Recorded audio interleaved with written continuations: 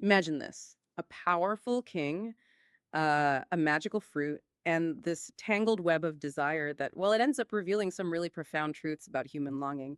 Today, we're diving into an ancient Indian narrative that unpacks something I think we're all seeking, really: happiness and desire. Our journey today comes from excerpts of a YouTube video transcript. It's called Upanishad Ganga, Ep 11, The Human Goal, Kama, Kindness and Desire, from the Chinmaya channel.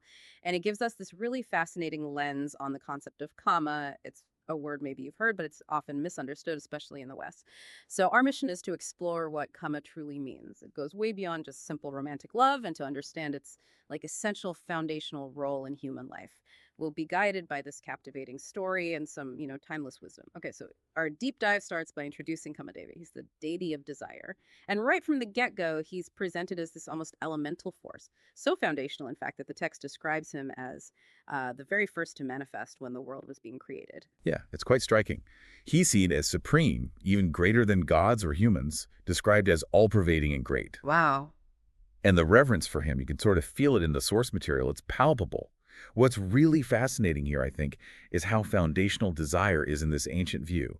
It's not presented as something, fleeting or superficial, Right. but as this primordial force, almost like a spark for creation itself.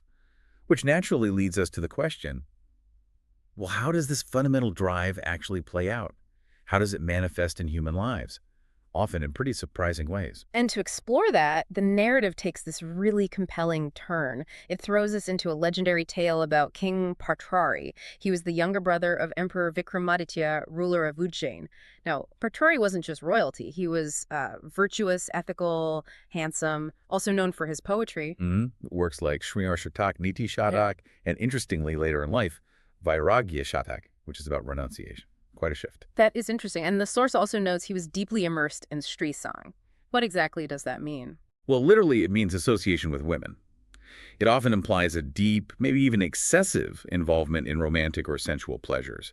So he was very much engaged in that aspect of life. Gotcha. Okay, so the story really kicks off when a Brahmin brings Partrari a fruit, but not just any fruit. It's Abhimantrit, consecrated. Right, and consecrated specifically, it says with 33 Kama-related mantras from the author of a Veda. Yeah. That's one of the 4 ancient Vedic texts, often associated with, well, spells, charms, that sort of thing. So powerful stuff. And the Brahmin claims this fruit gives new energy, youth to whoever eats it. A pretty potent gift.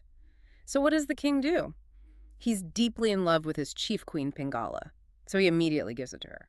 His thinking, according to the source, is her happiness is my happiness, her satisfaction is my satisfaction. Very devoted, You'd think that's the end of the story. A nice romantic gesture. you would think. But no, here's the twist. Queen Pingala. She's secretly in love with someone else. Oh. The chief of the stable, the Ashvapati. So she doesn't eat the fruit. She passes it on to him. Okay. So now the stable master has the magic fruit. Exactly. But wait, it doesn't stop there. The Ashvapati, he isn't in love with the queen. He's in love with a courtesan named Rasamanjari. You're kidding. He gives it to her. He gives the fruit to her. Now we have the final turn. Yeah. Guess who Rasamanjari is in love with? Don't tell me. The king. King Bartrari himself. So she brings the fruit right back to him, presenting it as a humble gift from a maidservant. Wow. That is quite the journey for one piece of fruit, back where it started. I can almost hear the cosmic chuckle, can't you? It's incredible. This single fruit, meant to give youth, ends up becoming this mirror, A mirror reflecting what? reflecting the tangled, often misdirected desires of, well, the entire court. And ultimately, it mirrors the king's own unrequited longing because the fruit came back to him, but not from the one he gave it to. Ah, right. Because he gave it out of love for Pingala, but it came back via someone else entirely. Precisely.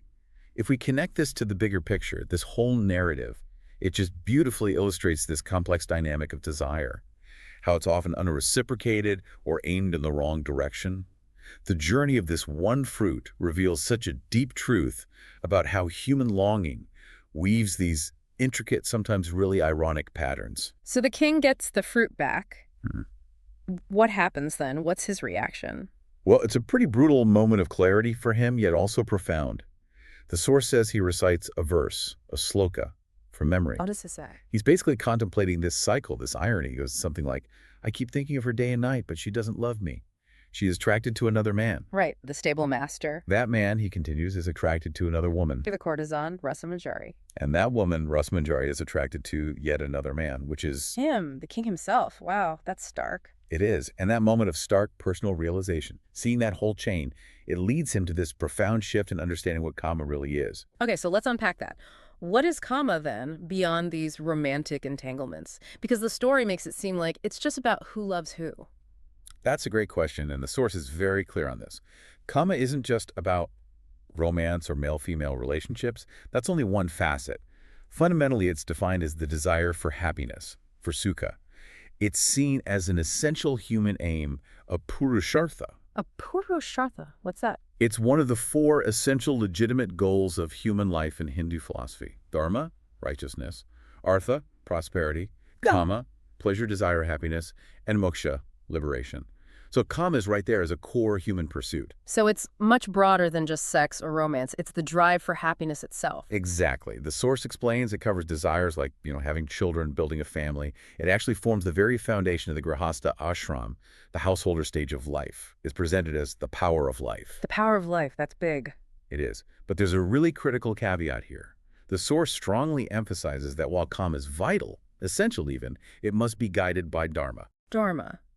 So righteous conduct, ethics. Right. Without dharma providing direction, sort of like riverbanks for a river, kama, that powerful current of desire, can lead to downfall, to decline, to chaos, basically. That makes sense. Desire without any guiding principles could definitely go wrong. Absolutely. Okay, so given that Kama is this fundamental drive for happiness and it needs guidance, it kind of makes sense that there would be texts about it. Our deep dive also touches on things like Vatsyayana's Kama Sutra and other Kama Shastra literature. Now, you might hear Kama Sutra and, let's be honest, think you know what it's all about. Usually very narrow perception. Right.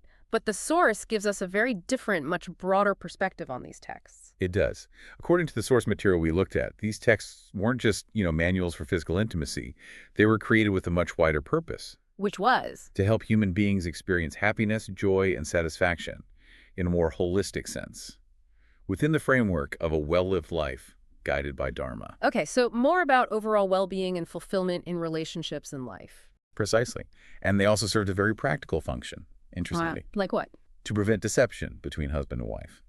And crucially, to protect women from tortthegan. Tortthegan, what are those? Cunning deceivers, tricksters basically, smooth talkers who might try to exploit women.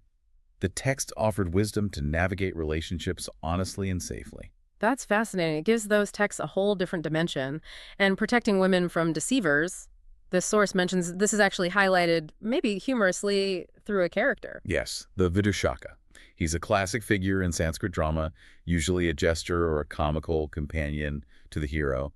And in this narrative, he provides a sort of counterpoint. He initially invokes Kamadeva too, but his motive is pretty self-serving. He's hoping to use Kama's power to, well, succeed with the king's wife himself. Ah, so he represents maybe the less noble side of desire, or maybe just a more comical, human-level misunderstanding of it. Perhaps. It shows how individuals might interpret or even try to manipulate these powerful forces for their own ends. Yeah. But what's really intriguing is his final statement in the narrative. What does he say?